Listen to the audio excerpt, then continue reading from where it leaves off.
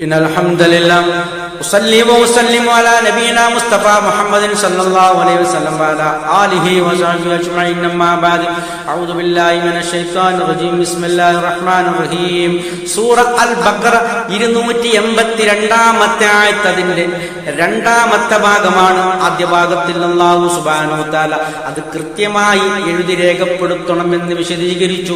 ആ എഴുത്തിന്റെ വാചകങ്ങൾ പറഞ്ഞു കൊടുക്കേണ്ടത് ഈ കടം സ്വീകരിക്കുന്നയാളാണെന്നും പറഞ്ഞു. അത് മാത്രമല്ല, ആ രേഖ സൂക്ഷിക്കേണ്ടത് കടം കൊടുക്കുന്നയാളാണ്. അതിവിടെ പറഞ്ഞിട്ടില്ല, പക്ഷെ മുഫസ്സിരീങ്ങൾ അത് വിശദീകരിച്ചിട്ടുണ്ട്.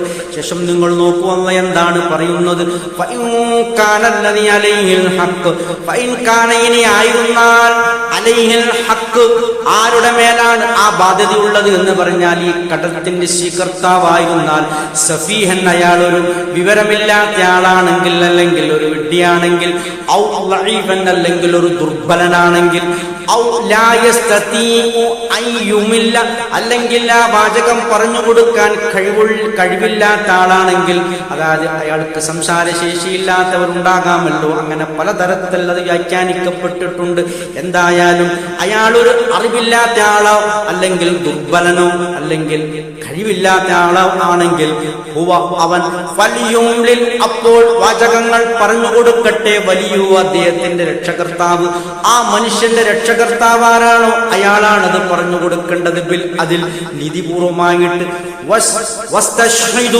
അത് മാത്രമല്ല, അതിന് സാക്ഷി നിൽക്കണം. രണ്ടു പേരാണ് ആ സാക്ഷി നിൽക്കേണ്ടത്. അല്ലാഹു പറയുന്നു, വിശദീകരിക്കുന്നു, നോക്കൂ. രണ്ടു സാക്ഷികൾ സാക്ഷി നിൽക്കട്ടെ ഈ ഇടപാടിന്. മിൻ റിജാലിക്കും, നിങ്ങളിൽ നിന്നുള്ള പുരുഷന്മാരാണ് സാക്ഷി നിൽക്കേണ്ടത്. ഇനി രണ്ട് പുരുഷന്മാർ ആയില്ലെങ്കിലോ ഫറജുലുൻ, അപ്പോൾ ഒരു പുരുഷനും വംറഅതാനി, രണ്ട് സ്ത്രീകളും. ഒരു പുരുഷന് പകരമായി രണ്ട് സ്ത്രീകൾ സാക്ഷി നിൽക്കണം എന്നാണ് അല്ലാഹുവിന്റെ കൽപ്പന.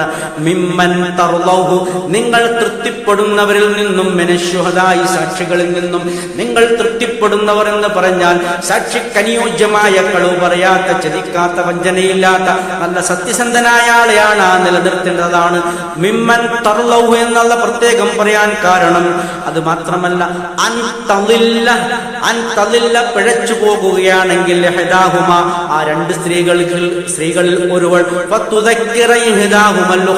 മറ്റേ സ്ത്രീക്ക് അത് ഓർമ്മപ്പെടുത്താൻ വേണ്ടി, അതിനാണ് രണ്ട് സ്ത്രീകൾ എന്ന് പറഞ്ഞത്. ഒരു സ്ത്രീക്ക് മറക്കുകയാണെങ്കിൽ മറ്റേ സ്ത്രീക്ക് അത് ഓർമ്മപ്പെടുത്താൻ.